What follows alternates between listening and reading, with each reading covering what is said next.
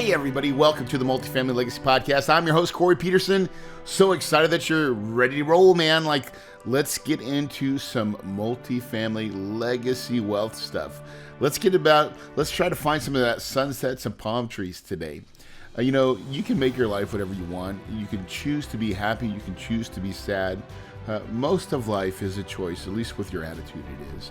And I just want to challenge you today that you put on your best attitude that you could possibly have and strap yourself up, because we're going to go on a little bit of a journey today. I'm super excited to talk and teach today. And today I want to cover a topic that I don't think a lot of podcasters talk about. And this is the question I think we all maybe kind of ask ourselves, or if you get to this point, you're going to ask yourself, why would you sell a cash flowing apartment? I mean, why would you ever think about something that makes you money? Why would you want to sell it and quit that cash flow? Okay, so that's actually a really good question, and we're going to kind of jump right into it.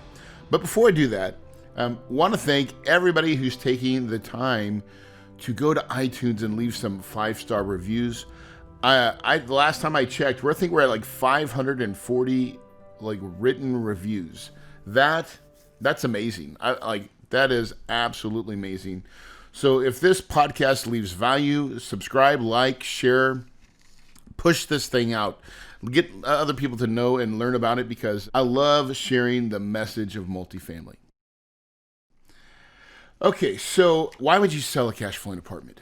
And so let me set it up. Let me just kind of give you an underlying and we're going to talk. I'm going to use an example of a deal that I am getting ready to sell. And that's really what made me think about this whole concept and talking about it on the podcast. As you guys know, I normally like to use my personal experiences to share when I'm actually teaching, the game. And so we bought a property called Catalina Village in Yuma, Arizona, roughly 2.5 years ago, maybe almost 3. Going on 3. And we bought this property, and it suffered from a couple things. A, some deferred maintenance. B, really, truly, it was bad management.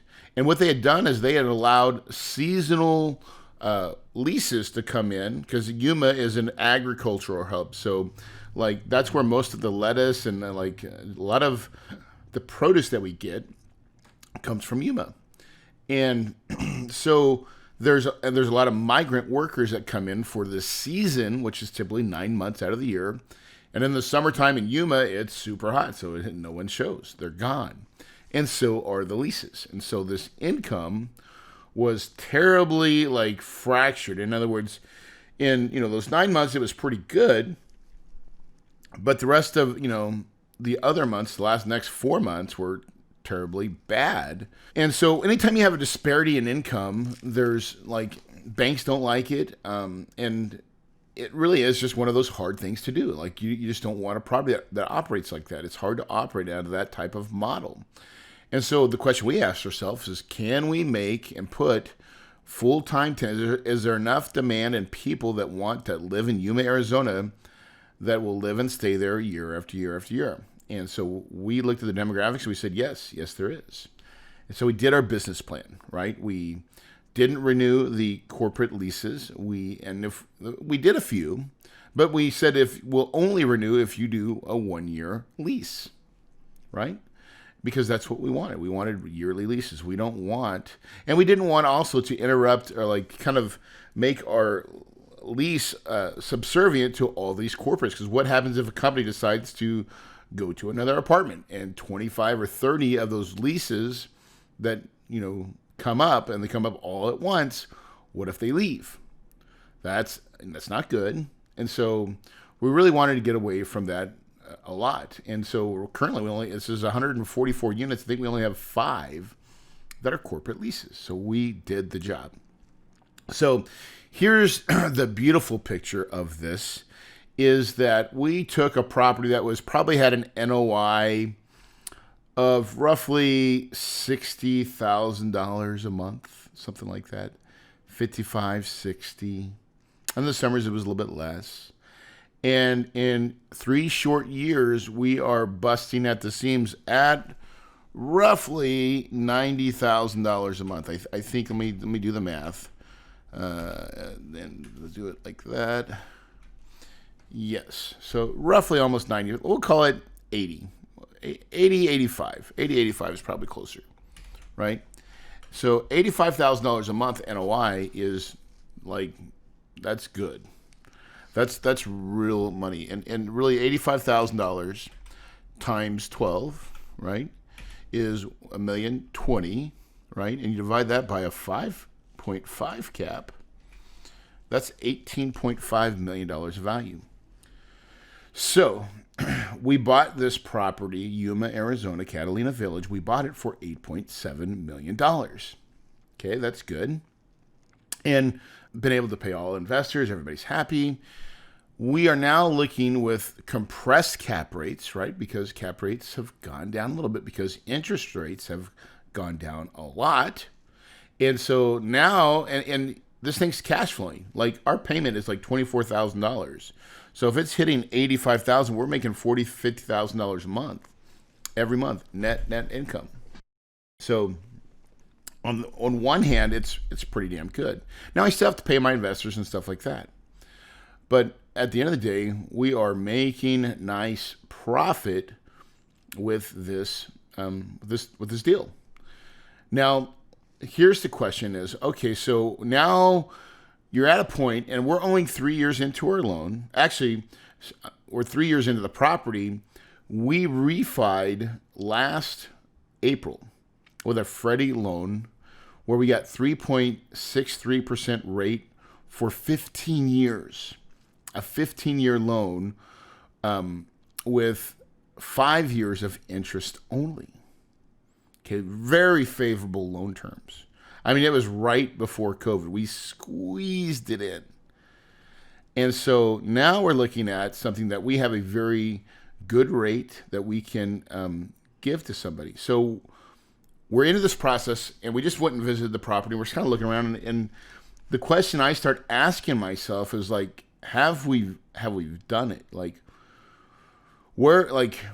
can we sell this property? Like, what's my exit strategy? And when you start thinking about exit strategy, you start kind of comparing some scenarios.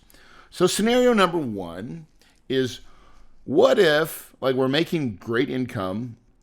I have about, I don't know, I think $3 million of private equity, right? Money that we've raised for this deal in our deal. And so the question would be, in April, when we get a year past when we refied, we can actually take what's called the supplemental loan. And what that supplemental loan would allow us to do is to probably cash out and or get a supplemental, like a second, with Freddie or Fannie, and be able to get enough money to cash out all our investors, and then just own it with my group, my main group, right? My B-share group is what I call it, founders. And that's one option, and it's really not a bad option. It's not a bad option.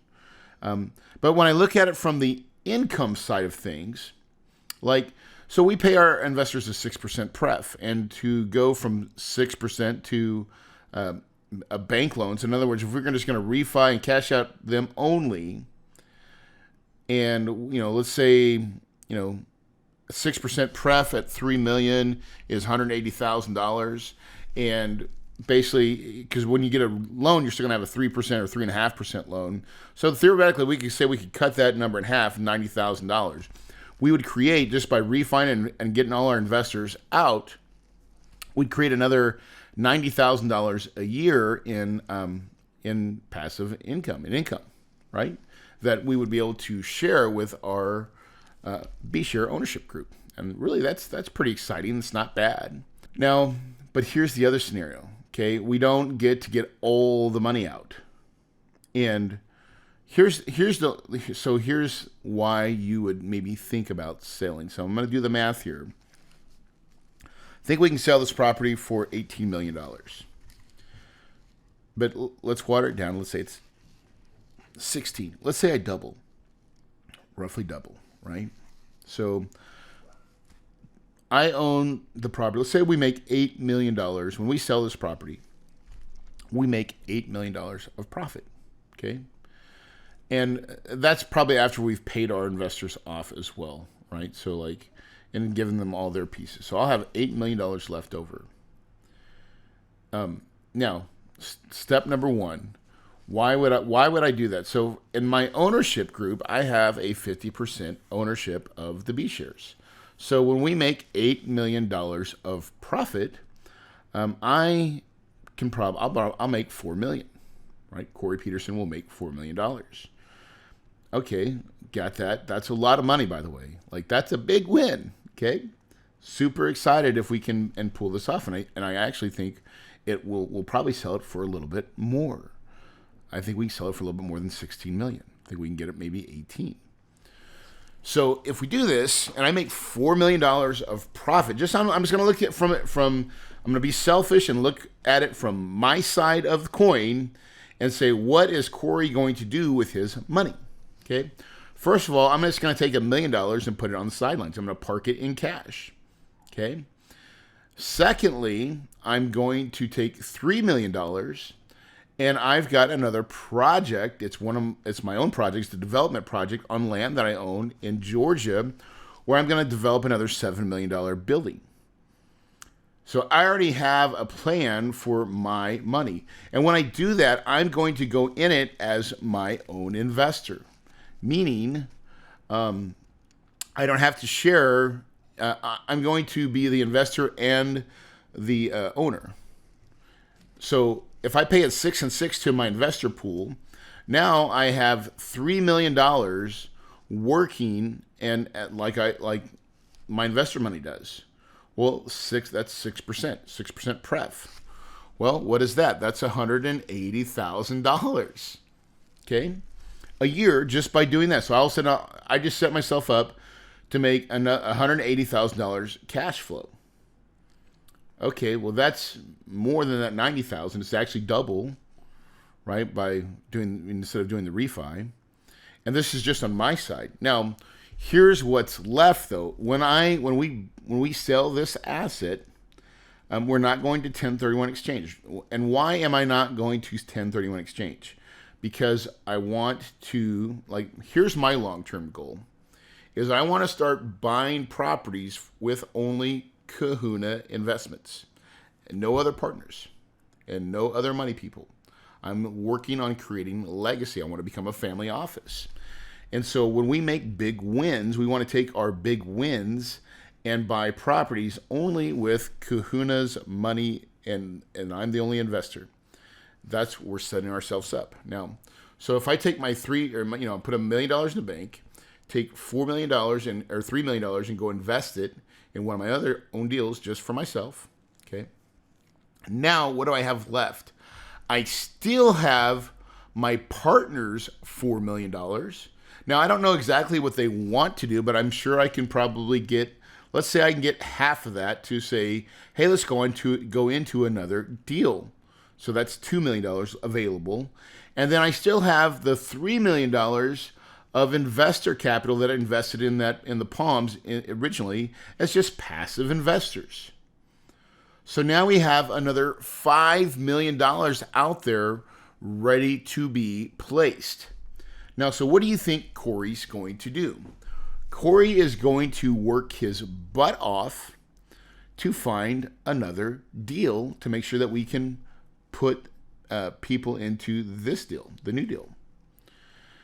And it'll happen pretty much just like that. I mean, I believe you can forecast these things and kind of put some, the timing may not be perfect, but I got a feeling we'll be able to pull it off relatively easy, right?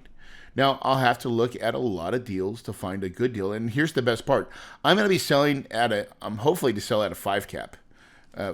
We can definitely sell at a 5.5, but we're going to try to sell at a 5 cap if we can. That's great. Which makes us a little bit more money than what we're even talking about. But we know pretty certain that we can sell at a 5.5 cap in Yuma, Arizona. So I call that a compressed cap rate for a 1986 product. So when we go look for another property, we're going to try to find try to find a 7 cap. I really am going to try to find a 7 cap in a different market, not Yuma. And so that's where you can play the market game as well. So because you can sell in one market and buy in another. And, the cap rates may not be the same. So we're going to look for another choice deal to put that $7 million of investor money in. So effectively what I just did is I increased my personal cash flow. I've got $180,000 coming to me just as an investor in my new deal, right, where I put that $3 million. That's not even counting the B shares, the B side of that, right, the other end of the profits. Usually when you're structuring a deal that you're going to invest in with your investors, you're paying your investors a certain percentage, and you're making another percentage of those profits. So I still have profit coming from that side. And then I still have, I can go out and place roughly $5 million. Now, $5 million can buy probably a $10 to $15 million asset, right? So if we buy a $15 million asset and we take a 4% acquisition fee, right? Because that's what I do. I take a 4% acquisition fee, not 2, but 4. And my investors understand it because it's a lot of work. What is that? That gives me an additional $600,000 of money there. And, why not? And then not only that is that we're investing in another property. Again, if we're doing this thing right, we're paying our investors a portion of the profit. We should have another income stream. Now, when you think about this, this is when we're playing Monopoly with the red houses, kids. Okay, that's what we're doing right now. Where we have left the greenhouses and we said goodbye. Thank you very much. But we're not interested in greenhouses anymore. We're only playing with the red ones.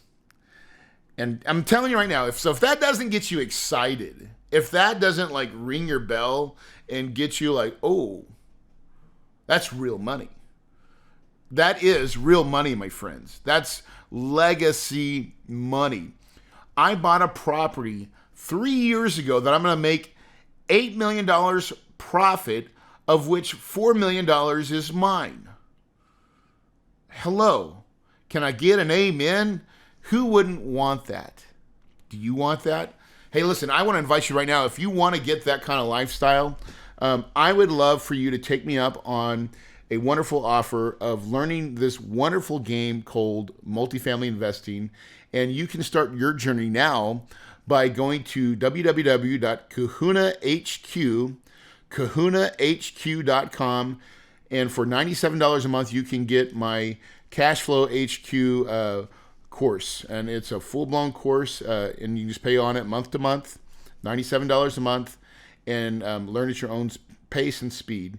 It's the cheapest way you can get a full-blown course that talks about raising money, finding deals, all the things you'll ever know about real estate. I just highly recommend that you go do it, kahunahq.com. All right? Just wanted to put a plug in for that because I get excited about this, man. I get excited about these opportunities to really generate legacy wealth. And that's what we're talking about. We're not talking about a little bit of money. We're talking about a lot of money. And how would it feel to make a $4 million profit? And listen, I'm going to tell you right now, I'll be honest. I've never made a $4 million paycheck. Fixing to, though. I've made a $2.5 million one, but I've not made a $4 million on one swing. It's ridiculous, dude.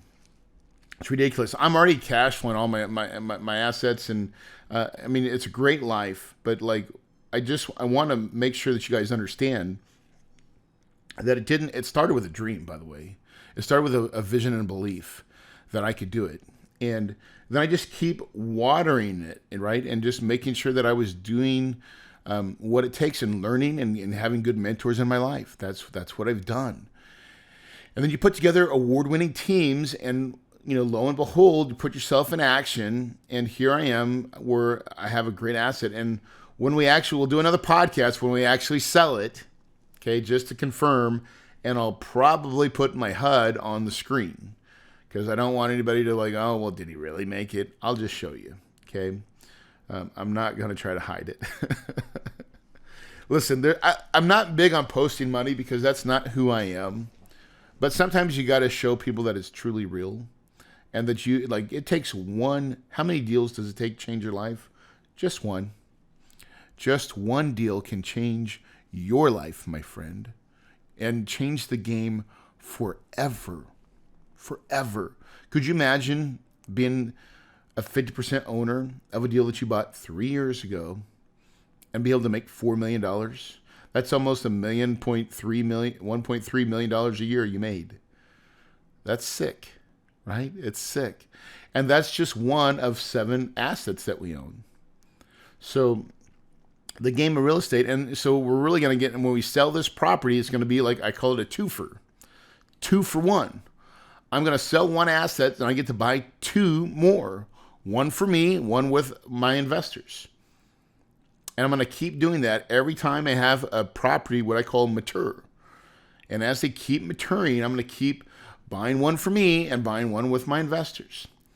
And then, that'll be the process every time. It's a 5-year cycle. So, and sometimes it could be a 3-year cycle, like on the Palms. But you got to put yourself in motion. You got to go out there and, get yourself ready. And getting yourself ready is learning the business, right? Forming your team, getting in action, making broker contacts, talking with people about money, doing all the little things it takes and is required to go out there and become a huge success. It doesn't happen overnight. But I'm telling you, my friends, it absolutely does happen. So hopefully after this podcast, you're like, why would you sell a cash flowing apartment? Now you know why, right? Because it can leave you legacy wealth. It's the velocity of your money that makes a big difference. And I just want to encourage you on your journey, wherever you guys are at right now, that, you do matter. You have a voice. And, you can just take baby steps every step of the way, but don't give up, don't get deterred, and don't turn back, right? Keep moving forward. It does get easier as you keep going, and the more you learn, the more you earn. Surround yourself with great people. If I can just get into you and fill you with my belief, right? You can do whatever you put your mind to, guys. I say it every podcast. This is how I end it. And I believe it with all my heart. With all my heart. Everything that I am is that if you will just take the time to unequivocally put that vision in your mind and own it and believe it, guys, success is right around the corner. If you believe it, you can achieve it. And your paradise is possible.